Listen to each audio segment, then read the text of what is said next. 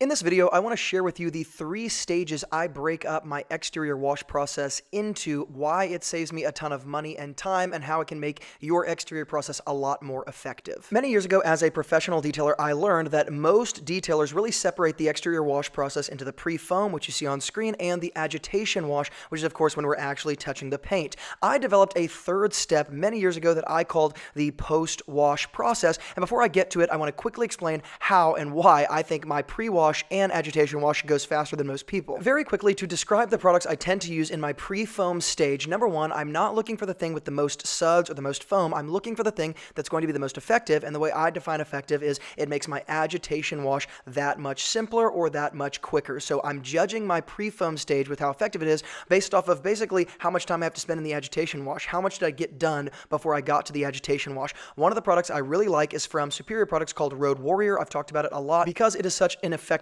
exterior cleaner on kind of day-to-day vehicles, daily driver, that kind of collects the stuff that we don't like to show online because it's a lot harder to deal with. That's what I would call a more real-world detailing product. In addition to that, I will say in general, I tend not to use just general, even pH-neutral soaps inside of a foam cannon, simply because in my experience, I'm wasting my time most of the time if I'm not using a dedicated exterior degreaser, product like Road Warrior or something like that that's actually going to pack a punch and be relatively effective. Now, I will also use car soaps in combination with these chemicals depending on how bad the car is, but again, it's something that I think is more kind of tends towards the real world of detailing. In the real world, often you're going to have to reach for something that is going to be effective without you touching the car if you're going to be able to justify doing the pre-foam stage here. Again, car soap, totally necessary, but often in combination with these other products makes a ton more sense. Secondly, my agitation wash tends to go a lot faster for one reason, and it's the simplest thing you could ever imagine. Whether I'm detailing in the sun, or whether I'm detailing in the shade, or whether I'm detailing inside of my studio,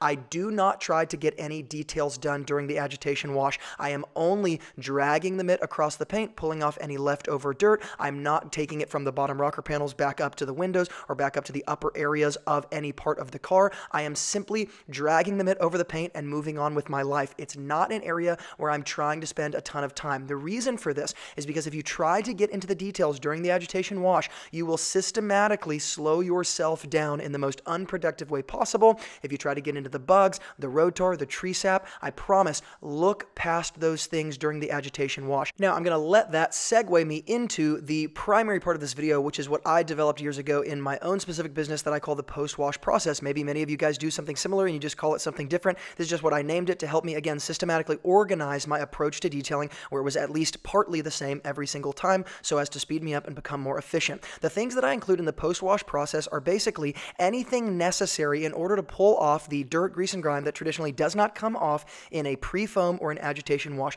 These are going to be things like bugs, things that might have to be taken off with a clay bar, tree sap, specific like road tar on lower rocker panels. I'll tell you how I systematically approach it. Number one, I always start with a clay bar. If I'm going to clay the entire car, I'm obviously just going to go clay the entire car. Not every car needs to be clay barred, and not every customer is paying for that in an exterior wash. So if necessary, I will only clay the areas that are absolutely necessary. Not necessarily things like tree sap, but small miscellaneous dirt that I don't know how to categorize that I know a clay bar will most likely pull off. I'll take my Optimum No Rinse, my rinseless wash, I'll take my clay mitt or my synthetic clay mitt, and I'll go around the entire car paint and get those specific areas. I will then address the lower rocker panels, treating them, scrubbing them, and spraying them. And lastly, I'll come to the bugs, spray them with something like Dark Fury 10-1, maybe Meguiar's APC about 25-1, maybe P&S Interior Express Cleaner 10-1 if it's oxidized dark paint, and I'm going to scrub very gently with a detailing brush, potentially even with a microfiber towel, spray those things off, and move on. So essentially, the way I deal with this is number one, miscellaneous dirt with a clay bar, number two, lower rocker panels and tar removal, and number three,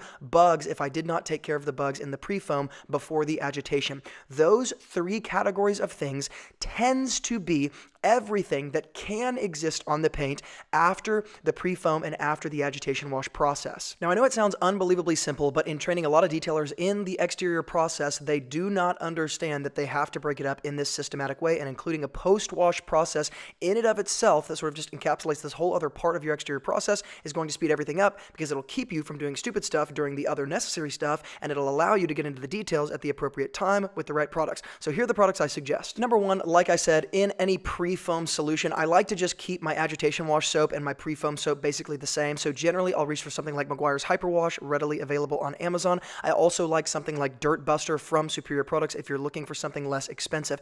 In addition to that, Road Warrior is a perfect kind of solution to mix into the pre-foam. You can also use it exclusively if you want, and it'll pack a really, really good punch. It's not something that I would necessarily use on dark paint in direct sun. In addition to that, with the agitation wash, I really wouldn't change anything. I would use that same exact solution. In terms of the post-wash process, number one, I'm using a Work Stuff clay mitt here. Whether you're using a clay bar or a synthetic clay mitt really is not the biggest deal in the world. I tend to use the Rinseless Wash Optimum No Rinse for my clay lubricant. In addition to that, for any bug cleaning, like I said, if it's dark oxidized paint or you're in direct sun, often I will reach for P&S Interior Express Cleaner because it can address bugs and it's also very gentle. If I'm not worried about damaging the paint because it's not paint that's already damaged and can be sort of chemically stained, I often like something like Dark Fury, a wheel cleaner, diluted about 10:1. You can also use an APC diluted at a higher level, something like Meguiar's APC that's going to be a little bit more caustic. I'll use about 20:1 for bugs. In addition to that, for the lower rocker panels, generally speaking, the easiest to get product is going to be Meguiar's Wheel and Tire Cleaner, diluted about 10:1 or even 5:1 on most paints, and it's going to be pretty much risk-free. You're not going to damage anything. I spray it all the way around the lower perimeter of the car, let it sit. Then I'll take my pressure washer and rinse all of it off. The product that I tend to reach for more often for lower rocker panels these days is, again, Dark Fury, and I'm using that in a lot of ways as my sort of all-purpose exterior cleaner, diluted about 10:1 for the exact same purchase. If you guys want to check out any of the products or tools I listed here, make sure to check out the YouTube description box below, and for a full list of tools and products I suggest, grab a free resource I have called the Pro Detailing Toolbox. Guys, hope this was helpful, making you way more efficient as a pro detailer, and as always from Luke here at Wilson Auto Detailing, remember, a great detailer is always learning, and I will see you in the next video.